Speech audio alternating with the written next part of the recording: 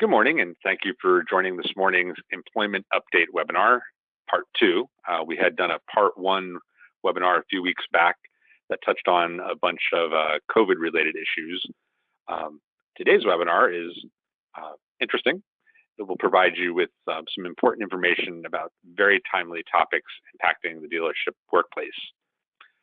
First up will be Brigitte Egan, Jennifer Roselle, and Daniel Pierre from Genova Burns, who will discuss how the legalization of recreational marijuana in New Jersey will impact the workplace. They'll touch on the decriminalization of adult use cannabis, the impact of pre-employment inquiries, and how it impacts a drug and alcohol-free workplace, as well as how to address accommodation issues relating to medical marijuana use and employment. Following that, that'll be the first half of our webinar. Second half, Dina Mastileone, also of Genova Burns, will then talk about New Jersey's pending legislation on mandatory sexual harassment training and enforcement, as well as the 2020 Division of Civil Rights report on preventing and eliminating sexual harassment. Before we begin, I just have a few housekeeping details. On the right-hand side of your screen is a control panel. Take particular note of the questions tab. During the call, all participants will be muted. If you have a question during the presentation, I ask that you write it down. There's going to be a lot of information presented in the next hour or so, and your question may very well be answered, but we'll give you a heads up when the webinar is winding down, and you can submit your question in the questions tab if it hasn't already been answered. So now I'd like to turn things over to Judy Van, who will introduce our first presenters. Judy? Good morning, everybody, and thank you, Brian. For those of you who don't know me, I am the Director of Training for the NJCAR Academy. We do appreciate everybody weighing in on these webinars that we've had the last few months, and we definitely want to thank Genova Burns for putting together these workshops. We have three presenters for our number one high stakes. How will the legalization of recreational marijuana in New Jersey affect the workplace? And I guess we're going to have a highly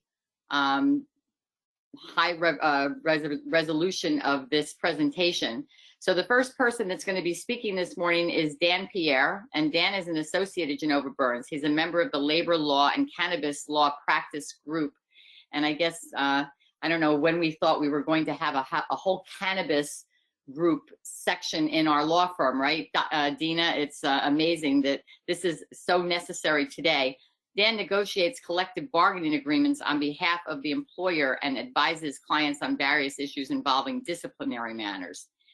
Jen Roselle is counsel at Genova Burns, and she is also in the cannabis law practice as a member of the Labor Law Group. Jennifer has a wide range of experience representing employers in traditional labor on behalf of public and private sector clients. And Brigitte, who has presented for us in the beginning of all this at our when we were able to do our workshops live, is full of energy. As I always said, Brigitte Egan was our energy presenter. She works closely with Dina in counseling and training employers on terminations and employee discipline with a sensitivity to employer risk and exposure on medical marijuana, and now I guess it's going to be actually recreational marijuana as well. So we're really looking forward to this presentation, and I'm going to turn it over to Dan first. He's going to be starting, and we appreciate you all being with us here today. Thank you, Judy. Good morning, everyone. My name is Dan Pierre. We prepared a very informative program for you today, so welcome to the legalization of cannabis in New Jersey. Just as a quick disclaimer, this presentation is not intended to constitute legal advice, but intended for informational purposes only. Next slide, please. All right, so a brief overview of today's program. First, I'll provide the lay of the land. I'll compare the status of cannabis on the federal level compared to the state level. Next, you'll hear from my colleague, Jen Roselle, who will discuss recreational use of cannabis at the workplace, medicinal use of cannabis at the workplace, and she'll also go over drafting drug-free policies and enforcing drug testing at the workplace. After Jen, you'll hear from Brigitte Egan, who will explain the accommodation requirements at dealerships. Next slide, please. All right, state versus federal laws. Unlike New Jersey, cannabis is still illegal on the federal level. Next slide, please. Under the Federal Controlled Substance Act, cannabis is classified as a Schedule I drug, meaning it has no accepted medical use and a high risk of abuse. However, in 2018, Congress created an exception for hemp. The legal definition of hemp is any part of cannabis with less than 0.3% of THC. And even more recently, the House of Representatives approved the MORE Act. The MORE Act is intended to decriminalize and deschedule cannabis on the federal level. However, as of today, the act has not been enacted into law, so therefore cannabis still remains illegal on a federal level. Next slide, please.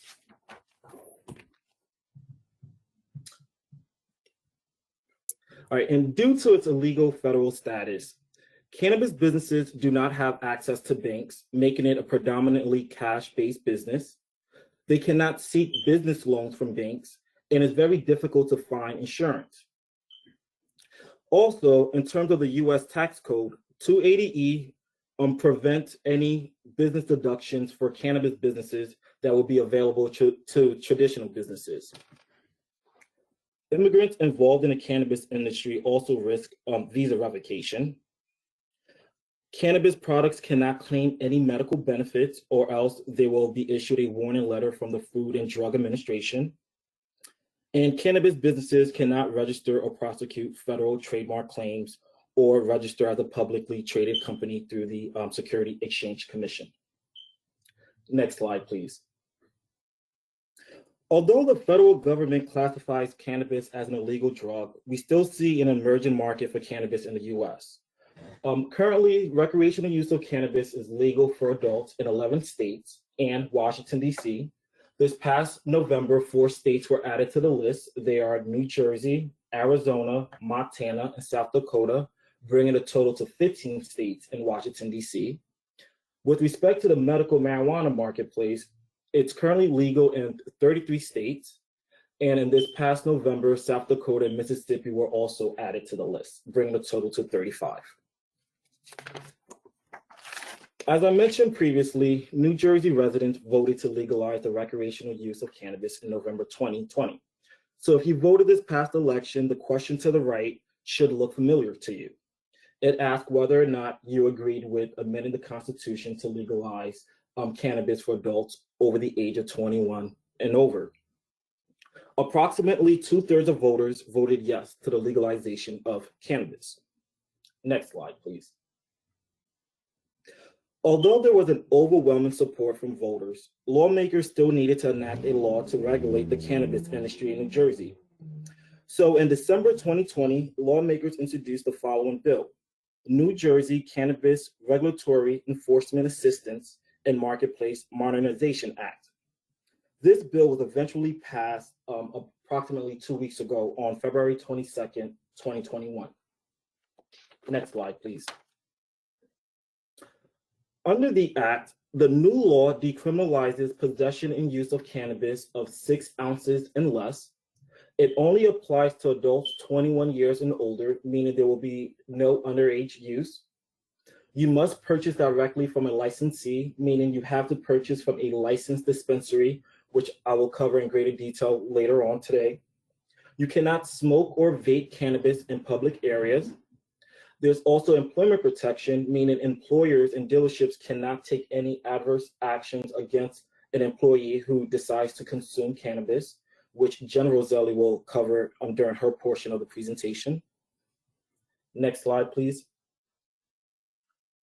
You also cannot drive under the influence of cannabis, similar to you not being able to drive under the influence of alcohol. Smell of cannabis of itself is no longer probable cause for a police officer to search you. There will be an automatic expungement of cannabis-related offenses that will take place this upcoming summer. And we'll be able to operate cannabis businesses within the state. And like all things in New Jersey, you can expect cannabis items to be taxed. Next slide, please.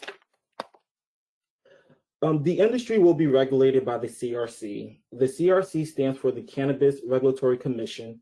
It's comprised of 5 individuals, 1 chair, 1 vice chair, and 3 additional members.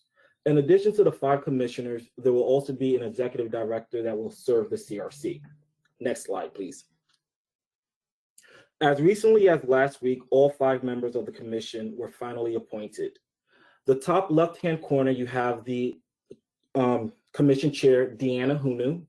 Next to Deanna, we have Krista Nash. Krista was actually the first person to be appointed to the commission back in November. Next to Krista, the top middle picture is Sam Delgado. Next to Sam, bottom right, is Maria Del Cid. William Wallace also serves on the commission. However, he's not pictured on this slide. And last but not least, we have Jeff Brown. Jeff Brown will serve as the executive director of the commission. He currently serves as the assistant commissioner of the Department of Health and oversees the medicinal marijuana program within New Jersey. Next slide, please. Once the commission issues the regulations, applicants can apply for one of the following 6 licenses. Class 1, cultivation. This allows businesses to grow cannabis. I forgot to mention earlier, there's no home grow component to the bill, so in order to grow cannabis, you'll need to be licensed. Class 2 is the manufacturer license. This allows businesses to process cannabis into oils, beverages, edibles, ointments, and the like.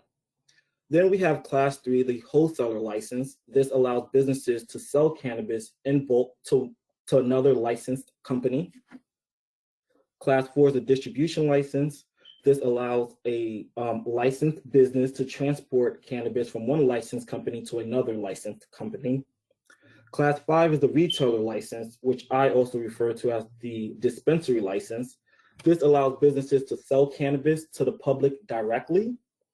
And lastly, we have Class 6, the delivery license. This allows a business to deliver cannabis from a licensed dispensary to the public directly. Next slide, please. What I like most about New Jersey's industry is that it's also positioned for small businesses. For example, applicants can apply for a micro business license. In fact, under the current version of the law, at least 25% of the total number of licenses in each class will be reserved solely for micro businesses. A micro business is defined as a person or entity with no more than 10 employees. However, a micro business cannot process more than 1,000 cannabis plants each month, nor can it operate in an area that occupies more than 2,500 square feet, and it cannot acquire more than 1,000 pounds of cannabis in dried form for retail, resale, or processing for each month. Next slide, please. And as I mentioned earlier, cannabis items will be taxed. They're subject to New Jersey sales tax at 6.625%. Local municipalities may also impose an additional tax of up to 2%. And there will be a social equity tax that will be assessed only to cultivators, those who grow cannabis, in the amount of 1/3 of 1%. And this social equity tax will be geared to social equity programs such as educational support, economic development, social support services, and legal aid services for civil and criminal offenses. Okay, now that I provided the lay of the land, I'll pass it off to my colleague Jen, who will cover recreational use at the workplace. Thank you. Hey, good morning, everyone. This is Jen Roselli. I am one of the co-chairs of our cannabis committee, or practice group at work. As Judy said before, I don't think I ever saw this becoming part of my legal career, but here we are today. I'm going to talk a little bit about what this new law means in terms of being at work and the rights that employees currently have and will have. So one of the things to remember right now is that there is still no legal way to purchase recreational cannabis product. The illicit market is still the illicit market.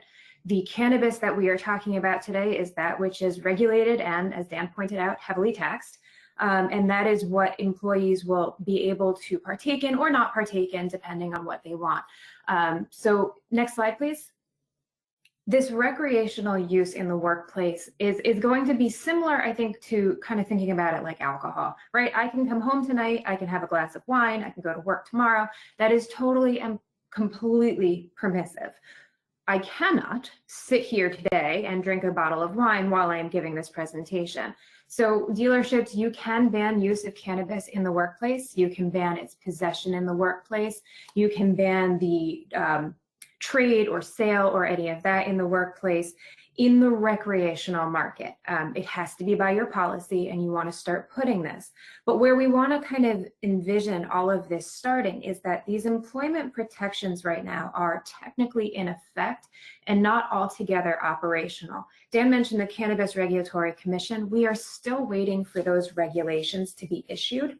They're going to come out with giving us some finer points about everything we're going to talk about today, and give some clarifications, because one of the big things about this law is that there is nothing included in it that specifically deals with folks who are in safety sensitive positions. So the way this law is written, I have a legal right to use cannabis that is regulated. I have a legal right not to use cannabis that is regulated. And you as the employer have certain prohibitions about asking me about it or punishing me for my off-site use. And certainly your policies will address the on-site use. Next slide, please. So you heard me highlight this. From going forward, we don't want to see dealerships taking what they call adverse employment actions against employees for their off-duty use or their non-use. We'll talk about the drug testing implications later, but in the process of hiring applicants, something you should be mindful about is that you cannot refuse to hire someone simply by virtue of the fact that they do or don't use cannabis. So if I walk into an interview and I smell like cannabis product and you can tell that I have absolutely partaken on my way into the interview, that alone is not going to be grounds to not hire me. You may have other reasons, like I'm under the influence at the time, or maybe I drove in that way. You may have other grounds, but simply the fact that my clothes still smell like the cannabis from last night, not going to be sufficient to not hire me. Next slide, please. So there is one massive exception in this law, and that is if you are subject to some sort of federal contract. Your drug testing policies, your workplace drug and alcohol-free policy can track what those federal requirements are, but that is not exactly the same thing as safety sensitive, and that is not exactly the same thing as having folks who are required to hold a CDL. What this is really going to be is you have to be able to prove that if I let my employees use cannabis product off-site, I will lose either my funding or my contract or whatever it is that is embedded in that promise. Next slide, please. So in the workplace, as an applicant or an employee, we do have to be very careful as the employer what we do and don't ask about.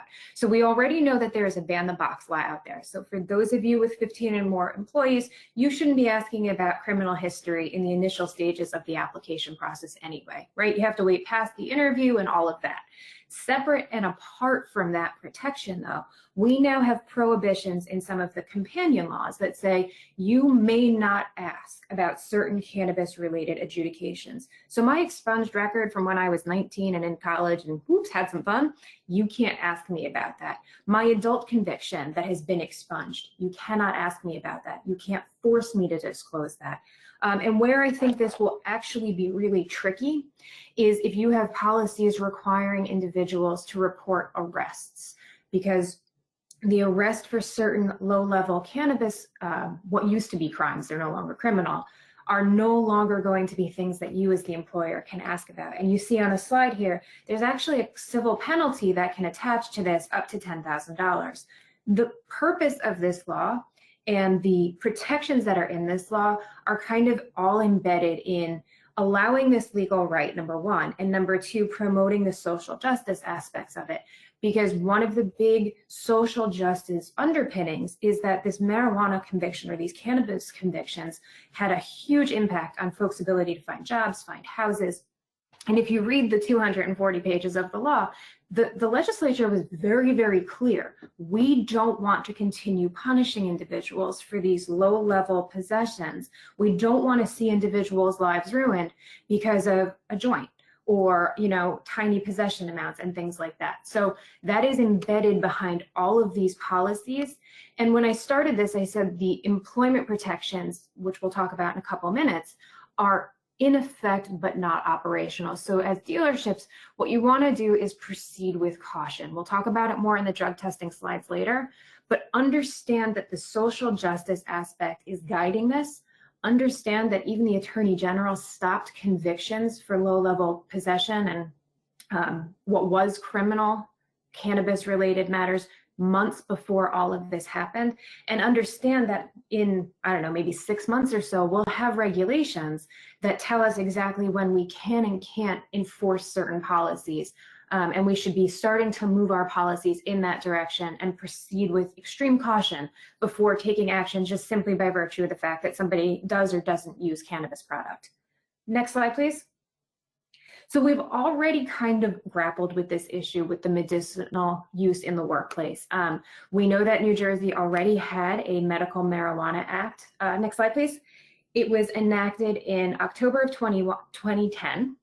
It gets updated in 2019 as the Compassionate Use Act. Next slide, please.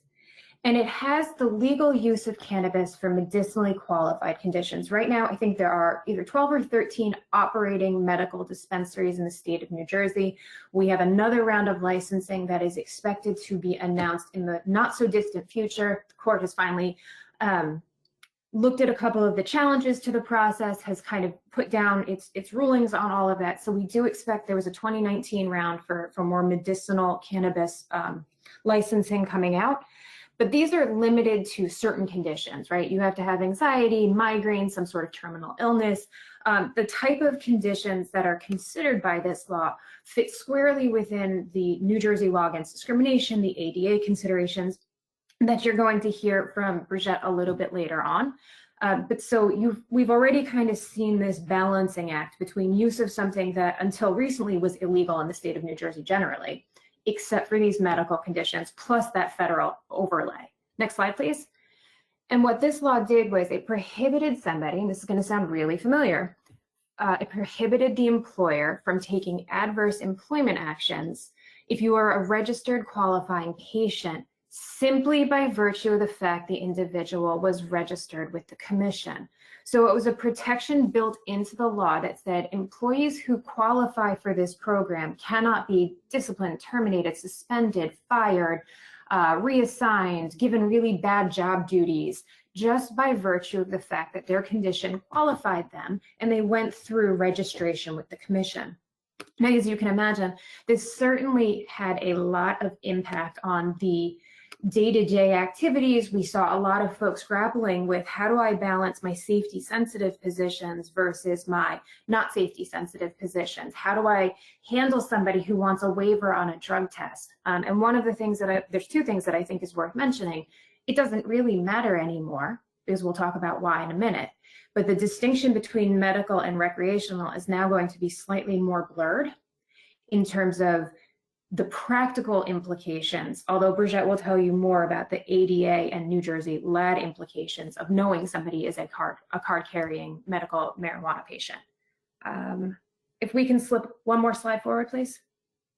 Thank you. So let's talk about these new drug testing policies, because this is the part of the law right now that is in effect but not operational, which means it is a good time to start planning what you want to do, how you want to do this, and how you want your policy to lay out. Next slide, please. If there are federal contracts, you have to follow those prohibitions. If you are subject to the Federal Drug-Free Workplace Act, you obviously have to follow that. Dan said it, I'll say it too. I'm sure Brigitte and Dina will also remind you, cannabis is still federally illegal. It is still considered a controlled substance. So those federal laws are going to trump our state laws. It's the way the hierarchy works. But we also have to work within the confines of our Jersey law. Next slide, please. In those federal laws, we do have those strict drug and alcohol testing policies. Again, this is not exactly the same as a CDL, but we do have to be mindful for those of you who have CDL holders, there are different rules that we need to consider before we take action, namely that they're not allowed to do their jobs if they fail a drug test. We should be, like I said before, looking at our policies and start kind of grappling with this moving forward. Next slide, please. So this new law for drug testing has kind of shaken the earth. We are still, as an employer, allowed to test for drug testing. We're allowed to do it. We're allowed to do it for reasonable suspicion. We're allowed to do it for post-work accidents. We're allowed to do random testing. We're allowed to do pre-employment testing. We can do it as part of regular screening of employees. Certainly, we need to be mindful of privacy expectations. Jersey's not the friendliest of states when it comes to reasonable suspicion. We don't really like telling people, hey, it's your turn to take a random drug test. So we definitely need to be mindful of employees' privacy rights. And even in the states that are a little bit more employer friendly, the expectation is that you are telling somebody in advance that they are going to be subject to these requirements and they understand how that's going to work. Under this new law, next slide, please, we do have to use a test that is scientifically reliable. And the statute actually lays out the 3 types that it thinks that way: urinalysis, blood sampling, or saliva testing. Now, here's the big problem. Unlike an alcohol test, which they have finessed and figured out somehow to figure out the difference between I had a beer last night and I am currently drunk, you cannot do that with cannabis yet. We just don't have the science. And depending on who you talk to and which experts you're talking to, we may not ever get to that because of the way cannabis metabolites end up in our system and the way our body breaks them down. So I'm sure most of you recall hearing your friends talk about having to sit for a drug test somewhere in that 30-day mark. That's not exactly true because a regular user may take 30 days or more to have it come out of their system, but that doesn't necessarily mean that I am actively impaired at the workplace. Next slide, please. So that's where the law tries to strike a balance, right? And this is where, for you as employers, things are going to get a little tricky. You are now required, as part of drug testing, to send somebody for a physical exam or to have a physical exam component of this. I am now required as the employer to have a workplace impairment recognition expert. I must be certified to do that. The law says that the Police Training Commission can agree to be the training spot for this, but we have not seen if they will or won't. But that tells us we'll probably start seeing training that mimics what a rookie police officer would get in identifying. I was on a panel a few weeks ago where my medical review expert and my insurance individual said some of the common signs are, the red eyes, laughing uncontrollably, just acting weird, but it's going to be more, you're going to need to quantify it a little bit more than that. The individual will be certified and has to be recertified, I believe, every year. Next, please.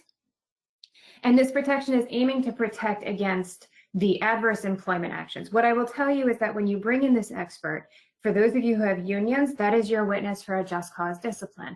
That individual is going to say, I saw Jen. Jen was talking to a wall for 20 minutes that day and couldn't do any work and just laughing hysterically and clearly wasn't behaving like Jen. And then you have this drug test behind it, which also enforces the fact that the impairment was something you could prove in the workplace. And realistically speaking, that is going to be, next slide please, the only way that we can start to think about taking action against somebody. We absolutely have a right to discipline or take that adverse employment action if somebody is under the influence at work or if it violates that federal contract that you have.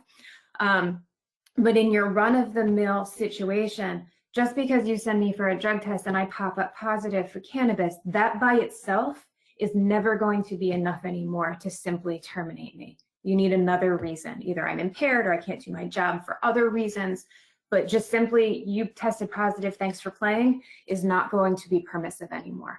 With that, I'm going to turn it over to Brigitte for the disability side of this. Good morning, everybody.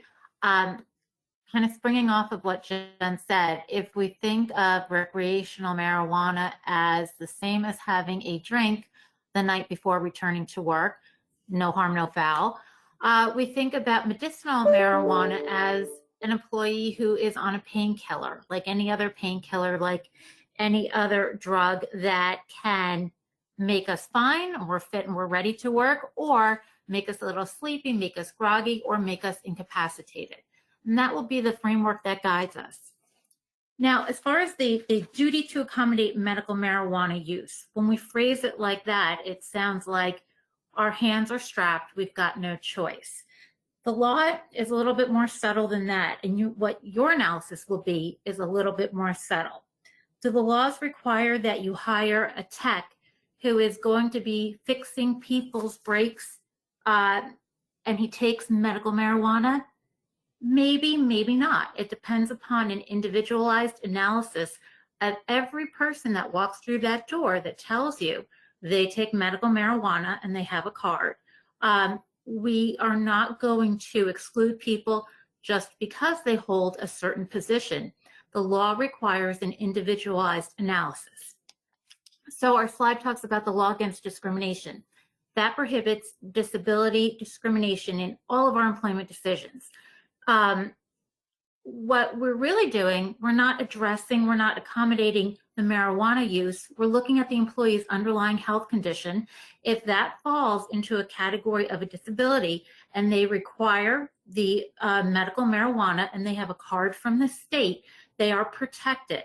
When we take an employment action against them, we have to follow a certain process as we would with any employee who has an underlying health condition. What must we do? Make a reasonable accommodation unless we have an undue hardship. We want to help you, employee, but in doing so, we hurt the business, and this is why. And that's a legal standard. It's that undue hardship has to pass a couple legal tests.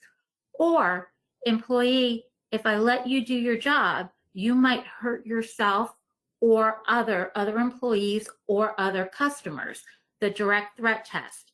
Those are the things that we're going to keep in mind. So you have an employee, you notice that there's an issue, the employee comes to you maybe proactively and said, I am a medical marijuana user, here is my card. What do we have to do to accommodate? Maybe that person is in a safety sensitive position. The first thing we do is our legal obligation. We sit down and we talk to the employee. What do you need from us? What's going on? And again, that conversation is not going to be with our frontline supervisor. That should be with HR, somebody who does not directly supervise the employee. If your frontline supervisor gets that conversation, something's wrong, I need help, whether it's medicinal marijuana, whether it's some other condition, we stop that conversation and refer the employee to HR, the controller, whoever takes over that discussion. Next slide. As part 2 of that conversation, we'll usually send that employee back with some paperwork to give to the doctor. What will that paperwork tell us? It will be crafted in such a way as to find out, here's the employee's job description. We know the employee is a medical marijuana user. Can this employee safely perform the essential functions of their job? Our old law says that we don't have to accommodate medical marijuana use. Our new law says that we do. And how do we do that? That process that we just talked about. Talking to the employee, giving them that paperwork. Many of you who work with us have seen that paperwork. We get it back from the doctor and we evaluate it. The doctor will tell us, based upon the employees, how much they use, how long they need to use it for, looking at that well-written job description that has all of the duties, and if the person is in a safety-sensitive position, spelling that out, whether this person can do the job or whether they have any restrictions. If they have those types of restrictions, we evaluate whether or not, as employers, the dealerships can accommodate them, or whether those types of accommodations would hurt the business. Next slide. And this is what we've been talking about. Do we accommodate? Do we have to? Next slide. We don't have to allow our employees to take marijuana on site. But when they take it off site, how do we accommodate that? That paperwork comes back from the doctor and the doctor says, our employee is going to be tired in the morning. They're going to have trouble being alert. Can we change the employee's shift, have a later start time? Most places, most dealerships, the larger ones, won't have an issue with that. There's enough staff. That's a reasonable accommodation unless you're really tiny or that employee has some specialized skill that no one else has. The doctor might say it's a temporary condition requiring the medical marijuana. I understand your employee is in a safety-sensitive job. He needs 2 months of use. That reasonable accommodation might be a leave of absence for 2 months. It might be, well, the employee can't do the job that he or she was hired for, but I do have another spot. Maybe it's a demotion, maybe it pays less, but I can give you this spot for the 2 months that you need to be accommodated. That might be depending upon the particular circumstances and accommodation. The doctor might come back and tell us our employee will be under the influence and can't work at all. We might have to consider FMLA at that point, depending upon what's happening. Or our employee has a permanent condition, will be under the influence, can't do this job. You might be in a position where you can't accommodate. You can't have the person on an indefinite leave. They're in a safety-sensitive position. They're not trained and don't have the skills for any other available position. You might be in a position where you have no choice to terminate.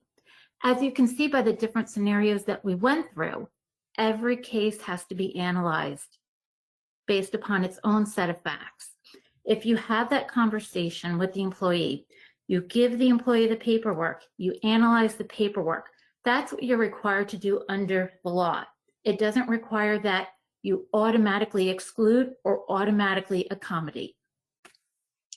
I think we can go to the next slide. Wild versus Carriage is the case in New Jersey that set the stage for accommodation of medical use. And you can see by the facts here, we have a funeral home director. He gets into a car accident during the job, unfortunately. At the ER, his family member tells his employer that the employee suffers from cancer, uses medical marijuana off duty. Because of that, the employee is terminated, and the employee then files a lawsuit claiming disability discrimination. We can advance to the next slide. Our court, it went all the way up to our appellate division, and the court gave us some of the clear rules that we're following today. Employers, you do not have to allow your employees to use medical marijuana on site, but you do have to interact with the employee to see if you could accommodate off-duty use of medical marijuana. That's everything that we've been talking about. The employer got in trouble. They were penalized. They lost the lawsuit because they did not engage the employee in that simple conversation. What can I do to help you? What's going on? What do you need? Bring this paperwork to your doctor and we'll review it after. That's all the employer had to do to avoid liability at this stage. And very important, that third bullet, our New Jersey Supreme Court adds that nothing in the law requires you, employer, to allow employees to operate heavy machinery while under the influence. So if your employee hurt his back and is on codeine and can't operate that heavy machinery for a period of time, same analysis for medical marijuana use. What can we do to help you? Maybe it's another job temporarily, maybe it's a leave of absence, or if it's a permanent condition, maybe we're at the point where we cannot accommodate you. It's unsafe for you to operate that machinery. You will hurt yourself or others. There's no place else to put you. We have to part ways. Next slide. What should you walk away with about medical marijuana? You're going to treat your employee as any other employee who has a known disability. You're going to interact with them. You want to make sure that your disability policy that all of you have in your handbooks and your drug testing policies have carve-outs for medical marijuana use to talk to HR if you need assistance. You're going to make sure that you have really nice job descriptions, because that's what the doctor is going to see to determine whether or not the employee can perform the essential functions of the job. Those are the most important parts. And make sure you talk to the employee no automatic exclusions. Thank you, Dina. Back to you. Thank you so much, Bridget, Dan, and Jen, for talking to us and updating us about the legalization of cannabis, medical marijuana, where we stand today. Just obviously, you know, this is where we stand as of today, March 2nd. And so where we stand in the next 3 weeks or 6 weeks, you know, may be subject to change. So obviously, you know, you can monitor Genova Burns's website for our updates, our labor and employment blog. Also, obviously, contact us after the program. So I'll turn it over to Brian for a moment, just while I switch slides to my portion of the presentation this morning.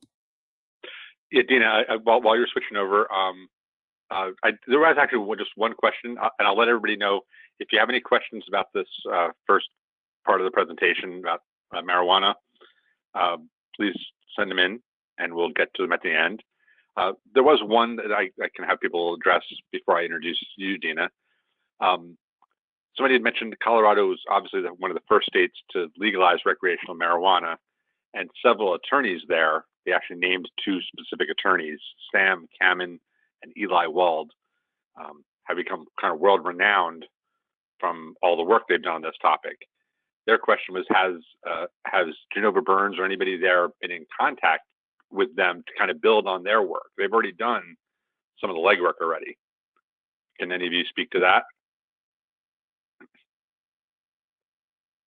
We have definitely worked with groups across the country as we're kind of navigating our way through this and kind of looked for feedback. I have not spoken with those 2 personally.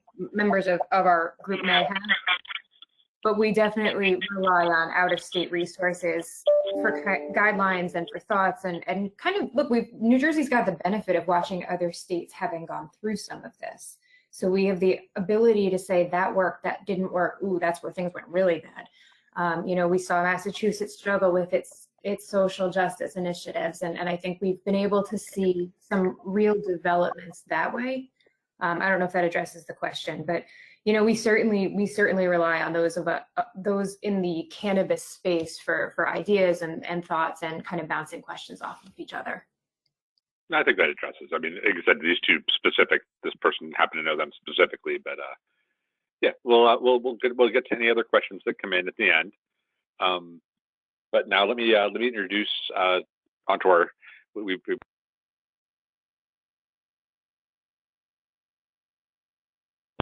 Dina Mastiglione is a partner at Genova Burns and chair of the firm's Human Resources Counseling and Compliance Practice Group. She's also a member of the Employment Law and Litigation Group. Dina counsels regional and national clients on a variety of employment matters, conducts anti-harassment training, and confidential workplace investigations. She's a frequent lecturer and panelist on employment law topics at industry seminars, conferences, bar association events, and she has presented for NJCAR multiple times. Dina is currently the president-elect of the New Jersey Women Lawyers Association and has been named to the top 50 women lawyers list by New Jersey super lawyers for the last 6 years. So let me hand you over to Dina Mastiglione to handle sexual harassment and training and enforcement. Dina. Thank you, Brian. Good morning, everyone. I wanted kind of to take people back to last year, prior to COVID, and provide a legislative update on New Jersey's anticipated statutory harassment and discrimination training requirements. And I wanted to remind everyone that this has been on the legislative agenda here in New Jersey since the beginning of 2020. Mostly in collaboration with the New Jersey Division on Civil Rights, the DCR, and the Office of the Attorney General. So in February of 2020, the DCR issued findings and recommendations on preventing and eliminating sexual harassment in New Jersey. And in or about the same time, really within days of one another, the governor released proposed legislation which would strengthen New Jersey's law against discrimination, which everyone obviously on this call is subject to. If you have one or more employee, we have to abide by the guidelines set forth in the New Jersey law against discrimination.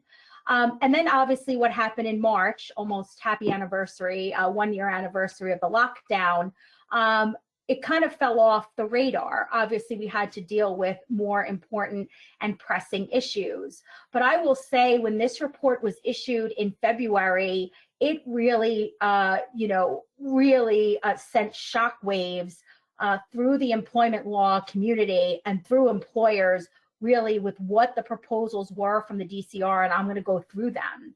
In September of 2020, the legislature reintroduced the bill, again, focusing on amendments to the New Jersey law against discrimination, was introduced into the New Jersey General Assembly, and the bill has subsequently been referred to the Assembly Labor Committee.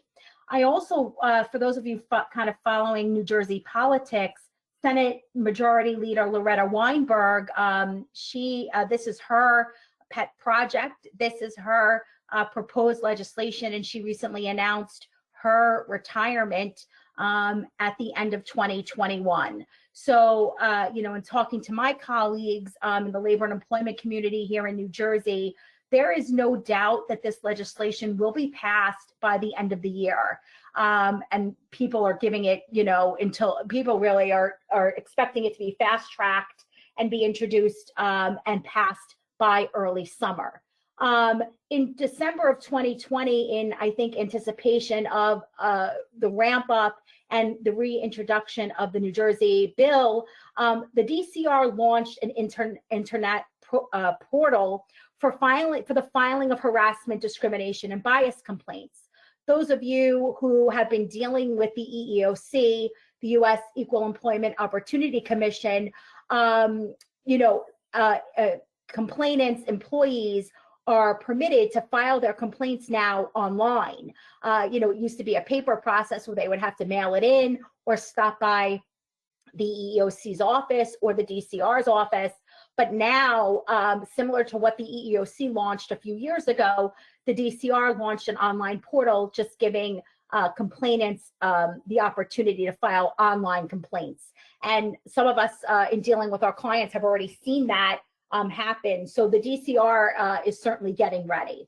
So what did the DCR report provide, and what does the pending legislation include? Well, reforms that should shift focus, obviously, for not only sexual harassment, right? And those of you who have heard have our seminars before, I've heard, or we have done training for your dealerships. We always have said that your anti-harassment policy is not good enough if it only addresses sexual harassment in the workplace. And the DCR, basically agrees with us, right? And has adopted what many of us have been talking about for a very long time. Your anti-harassment policy has to cover all protected categories under the New Jersey law against discrimination: race, sex, sexual orientation, gender identity and/or expression, disability, religion, etc., age, obviously, right? All of those protected categories, your anti-harassment policy has to incorporate. Also, the proposed legislation talks about not only maintaining anti-harassment written policies, but a requirement to conduct anti-harassment training within the first year that the law is passed, and then once every 2 years thereafter. In addition, the proposed legislation also requires that new employees must be trained within 90 days of hiring. So as employers and as dealerships, we really have to, start thinking about 3 deadlines, right? And coming up with a management system that will remind us when we have to provide this type of anti-harassment training. Again, within the first year of passage of the new law, once every 2 years, and for all new employees within 90 days of hiring. Also, your anti-harassment policy has to notify employees of their rights to be free of harassment and discrimination in the workplace. So as dealerships, we have to maintain clear written policies. They have to be distributed upon hire, right? So that has to be included in your onboarding packet, as I hope it is already now, that the anti-harassment policy is given to employees at date of hire. However, it also has to be just redistributed, to all employees annually. So when we're sending out our annual SEPA notices, the Conscientious Employee Protection Act notices, or we're sending out our gender equity notices and any other notices that are required on an annual basis by the Department of Labor, we now have to also redistribute anti-harassment policies annually. Our policies also have to detail prohibited conduct and give examples of the type of conduct that is prohibited under our policy. It also must outline the consequences of engaging in prohibited acts of harassment and discrimination. And those of you who work with our firm, I'm happy to say all of our policies are compliant with the proposed legislation. I don't know if we had a crystal ball or not, but we certainly, this didn't really send my office into a tailspin after the proposed legislation was introduced, because this is what our standard policy contains. It has to set forth the detailed complaint process. Who do employees go to when they have a complaint of harassment and or discrimination? And again, that can't only be one person. You have to give the employee an opportunity to complain to multiple individuals within the organization. And why is that? Because if your policy provides that the employee has to complain to their immediate supervisor, and their immediate supervisor is the individual who is harassing and discriminating against them, that is not a compliant policy.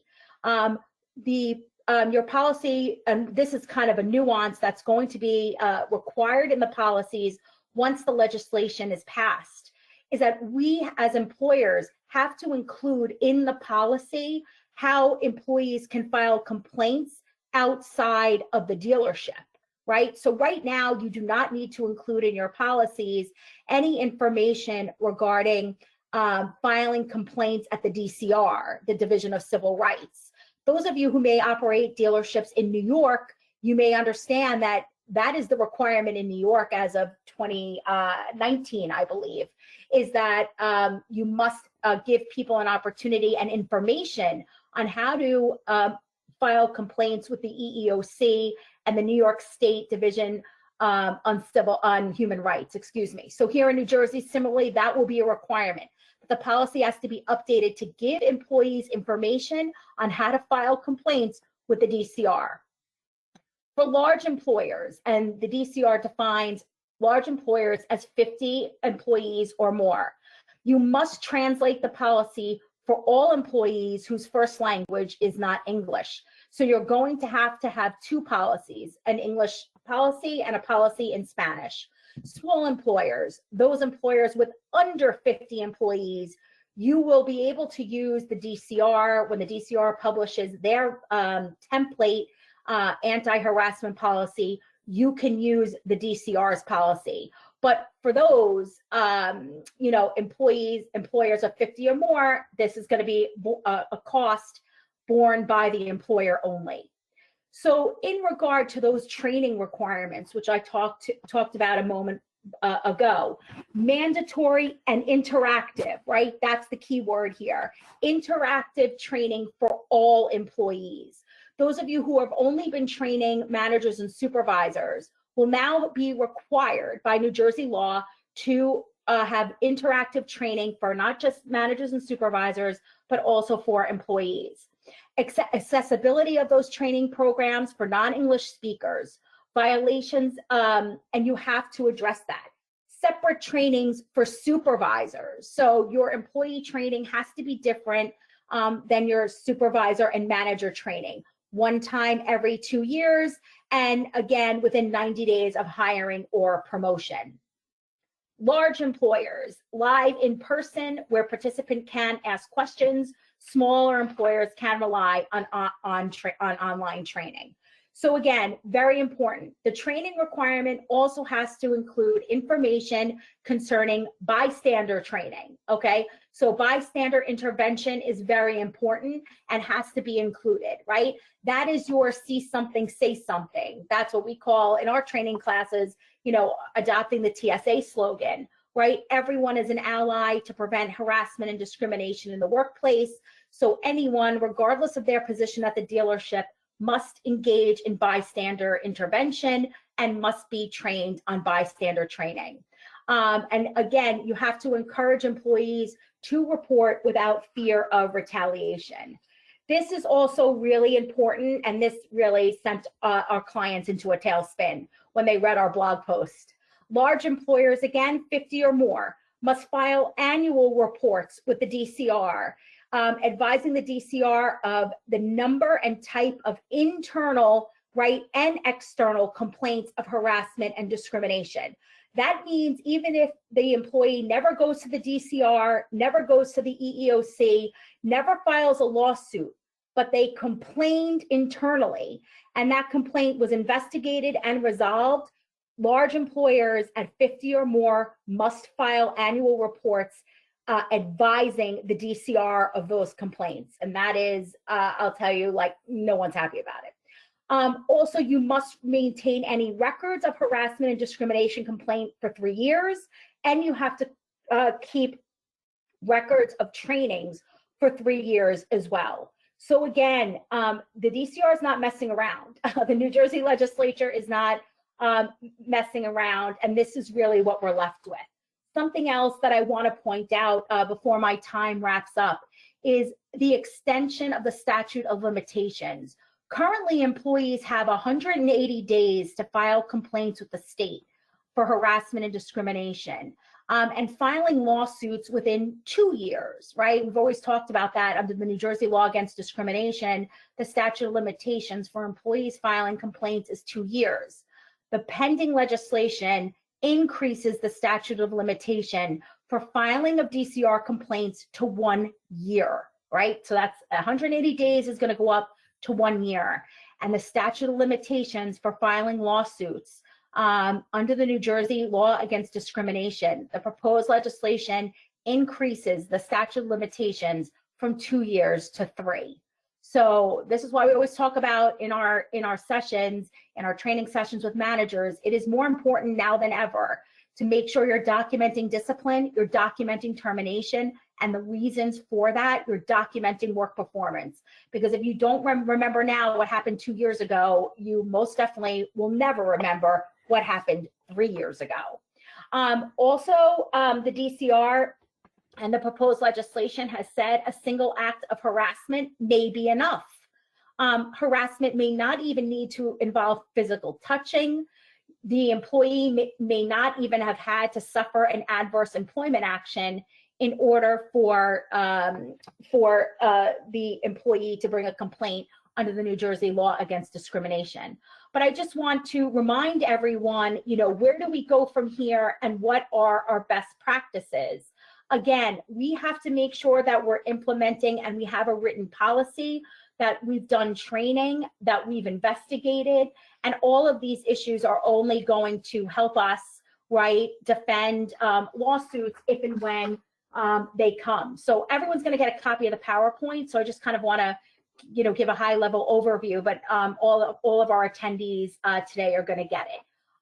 Again, make sure, you know, we're getting ready for this and, you know, start planning now. And of course, stay tuned to our blog.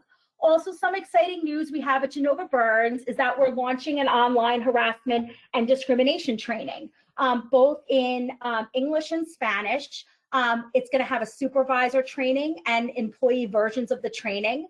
Employees can log in at any time using their computers, their iPads, and their mobile devices. Reminders are sent to the office manager, the controller, the HR administrator, whoever you have in your dealership, setting reminders that certain employees haven't completed the training, etc. It'll be interactive in compliance with New York and coming soon the New Jersey requirements.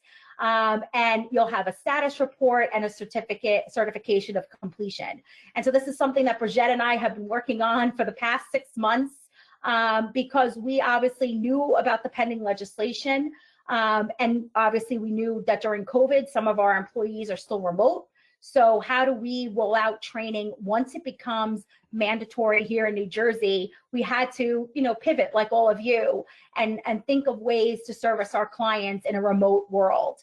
And so this gives you flexibility of not jamming 30 or 50 employees in a conference room, taking everybody physically out of the work site, to do it and be able to give you flexibility so that they can log in at any time and participate in online training. So thanks everyone this morning for sticking with us. And I'll turn it, I guess, back over to Brian for questions, comments, etc. Great, thank you very much, Dina. We got a couple questions here, and if anybody else has any on either of the presentations today, please feel free to submit them. The three that I have here right now are actually all for the about the marijuana presentation. First one, pretty straightforward, and I'm pretty sure I know the answer. Would an automobile and/or SUV be considered heavy machinery according to the Supreme Court ruling, the Wild versus Carriage Funeral Holdings?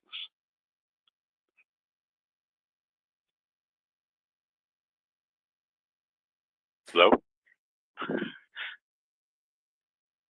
I was muted and I thought I was unmuted. I'm sorry about that.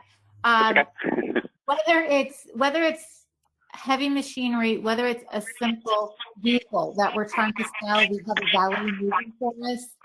I think anytime we're operating a motor vehicle and we have reason to know that our employee is a medical marijuana user, we can engage in that interactive process. What triggers that? Most of the times, the employees come to us and say, listen, I want to be upfront with you. This is what's going on. But a lot of times, if we see an employee who looks like they're under the weather even or under the influence, they will tell us. And that would start that conversation. And that's why the job descriptions are so important, because a lot of dealers, every employee is responsible for moving cars or handling cars. A lot of our small dealerships have that requirement. If something is wrong, you might be asked to drive a vehicle. And because medical marijuana, I think, clearly does cover driving automobiles, you want to make sure those job descriptions are really tight and really inclusive if that's what you require. I don't know, Jen, do you want to jump in with anything on your part of the recreational side? Yeah, I just want to piggyback off of what Brigitte said, because even the recreational law recognizes that you can't puff and drive, right? It is not permissible. It's no different than driving under the influence of alcohol. So I'm not sure that the heavy machinery distinction is going to become as important moving forward, but I would say that even the folks who are under the influence and moving a car at the same time, even with the rec law being very protective, it is going to be a different outcome. And this other question kind of is similar to that. They're asking, and I guess you probably have a definitive answer, yes or no, and then probably a more nuanced answer to this. But here's the question: are we now protected if, say, a technician makes a mistake that results in a customer injury and it later comes out that they test positive for marijuana? Obviously, there are many other factors in that situation, but this question is focused primarily on the marijuana factor. Other less obvious examples, and I think you just kind of touched on this, could be office employees who are asked to take a car down the road to another vendor and get an offender bender. So I guess talking about just, are there any protections, or how do dealers protect themselves? I think it's Jen again. One of the things you all want to do is talk with your insurance companies and see where your policies cover. Remember, we're still in that weird, at least on the rec side, it's that weird balance of, am I actually impaired, or did I happen to smoke 3 weeks ago and it just shows up in the metabolites? Because one is going to give you grounds to take disciplinary action, going to say, I have some more questions to make. Now, hypothetically speaking, if that tech made a mistake that caused an accident, I imagine that that tech is being separated for that reason and not the incidental positive test. That would be kind of my thoughts, but Brigitte, from the medical side? Well, also, I mean, I think that's why we need some great policies that say, you know, we understand that recreational use is protected and everybody is entitled, but you can't report to work under the influence. You have to be fit for your job. As with alcohol, you know, if someone came in under the influence, they drank too much, they drank that morning, they can't do their job, there's a penalty for that. You know, and as far as the medical side, if someone has an accident because their disability caused it, you know, or the drugs that they use to treat their disability, there has to be the follow-up at the minimum is that employee has to be seen by their doctor. There's got to be an evaluation of what happened. Is this person able to perform the essential functions of their job? If not, what are the next steps in the disability accommodation chain, which can be, you know, leave, demotion, another job, a whole range of things that we would discuss. So, you know, we can't automatically terminate. And as far as how to protect yourself, it's the good policy training to the employees. This is what your obligations are. This is what's okay. This is what gets you disciplined. Okay. We've got two more marijuana-related questions and then one harassment question. I'll kind of stick with the same theme we were on. If an employer hires an applicant with who is a medical marijuana user, should a discussion occur regarding their job description at the beginning of employment and provide them with the doctor's letter that you were suggesting? So you mean you bring on a and your new hire, the accommodations laws extend to the interview process as well as when we onboard. This sounds like the applicant regarding it's saying at the beginning of employment. So presumably they've interviewed them, they've hired them. Yep. So the best example that I can give of this has nothing at all to do with medicinal marijuana, but the analysis is the same. I had an employee hired in a security guard position where they had to work the x-ray machine. The day after she was hired, her first day of duty, she said to her boss, "I'm pregnant, I can't do this job." Although she is our brand new employee, she is our employee and we have the duty to accommodate and not terminate. The first thing is to have that discussion. What can we do to help you? What are your restrictions? Do we have another place to put you? That disability analysis also, it's the same exact analysis that we've done for you guys for years with medical marijuana, no difference. Okay, and then actually, I think the person with that last question kind of just clarified it. My concern here is about aggressive plaintiff attorneys using our lack of testing and monitoring rather than finding ways to fire our employees. You know, in a lot of areas of the law, we have test cases that come in. We get calls from employers. It looks like they're being set up out of the gate, right? And with the law, that happens. I don't think it's going to be the driving force. I think that, you know, the dealerships that we work with, they have the accommodation process down pat. They have the forms, they know the questions. It is exactly the same process. So as far as testing or not testing, someone comes to you, I take medical marijuana, you need to work with me because I want to work here. What can we do? It's that discussion. Doesn't mean at the end of the process they will have the job that they're in. Maybe not. Does it mean at the end of the process they will have a job there? Maybe, maybe not. We don't know. It's the requirement of engaging, whether you're being set up by a plaintiff's attorney or not. You're in good stead if you have the dialogue, get the paperwork from the medical provider, and do the analysis. Okay, one more marijuana question. It's regarding CDL drivers. this dealer is concerned, CDLs are governed on the federal level. Is it correct to require that CDL drivers cannot use marijuana either medically or recreationally?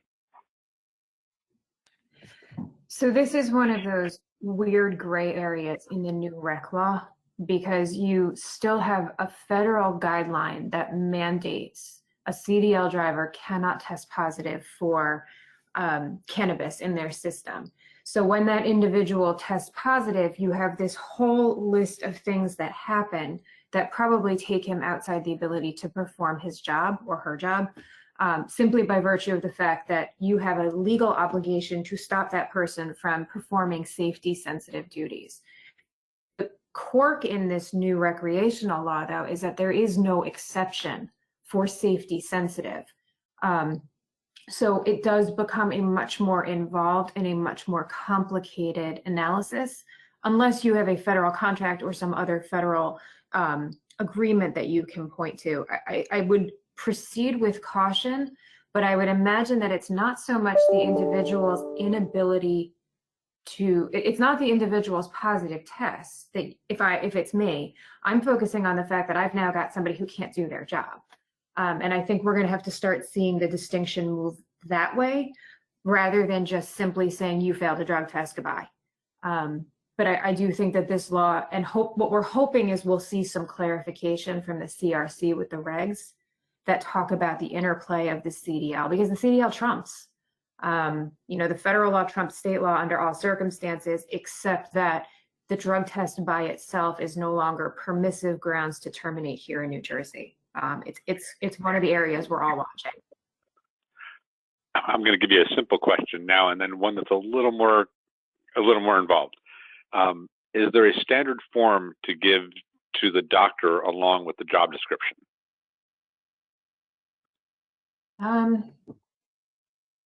What do you mean by that? You had mentioned paperwork that an employer can give to the employee to give to the doctor. Is there a standard?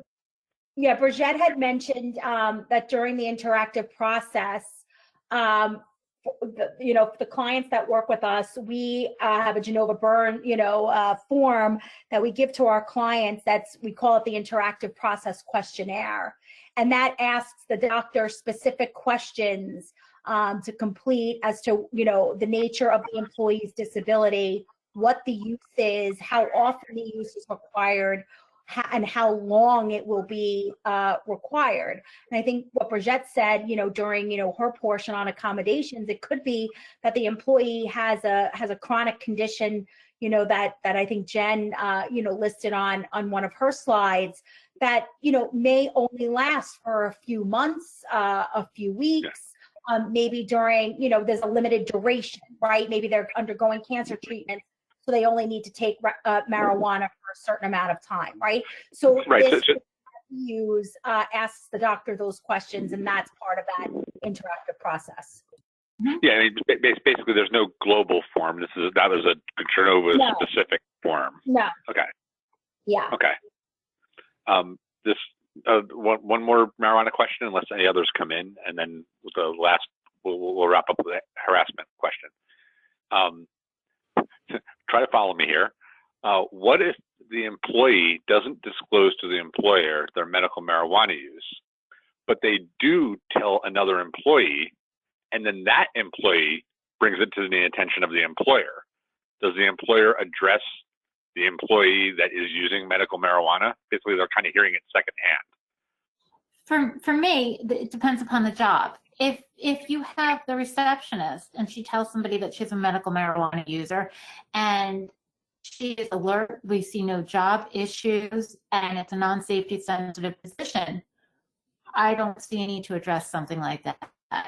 If we have a mechanic and the mechanic has been caught several times sleeping, or looks like, he or she is not alert, and then we get word of this, it's an employee's confidential medical information. The first word to the person who alerts us should be, thank you, but this is employee confidential medical information. I ask that you brought it to me and we stop discussions on it. And then I would probably observe that employee to see if I see any issues. And depending upon what I see, if the employee does look like there is an issue and I've got reason, you know, hopefully I would know ahead of time. I'd be monitoring my workforce and be a little bit vigilant. Most supervisors are. If there was an issue, I would hope to have that discussion with the employee before. But if I walk around and I see something going on and I know that, yeah, I'm going to pull that employee in and have a conversation. Okay. And then our final question, when will the anti-harassment training be available that Dina touched on? So Bridget and I are busy doing final touch-ups, and we're hoping for an April 1st rollout. So we'll certainly keep everyone posted, but it is our goal to have the online training platform up for April 1st, and stay tuned for more information and announcements. I'll say this, I mean, it's very interactive. It has, you know, questions, multiple choice questions that employees cannot advance slides unless they get the correct answer. And that's part of this interactive training component. And I think it'll be of a special use, you know, again, for the dealerships, especially because, you know, you'll have a way to monitor compliance in real time. And so we're really excited about it. So Bridget and I have a meeting actually this afternoon to, you know, with our vendor to go over some changes, and it's exciting. So stay tuned, but April 1st, that's when we anticipate rollout. Great. Well, let me thank Dina, Bridget, Jennifer, Daniel, and Judy, who we lost a little earlier. And thank you to all of our participants. This webinar will be posted to the NJCAR website later this afternoon, along with the slides of both presentations, in case anyone at your dealership was unable to join us, or if you joined us a little late. So that concludes today's webinar. And thank you again. Stay safe. Thanks, everybody. Thank you, everyone. Thank you so much.